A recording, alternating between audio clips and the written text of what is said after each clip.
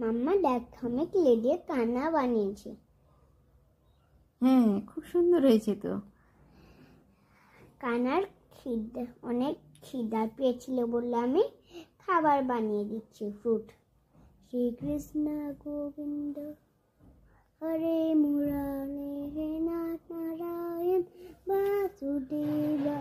Shrikrishna Govinda হরে মুরারে হে Nath Narayan Basudeb.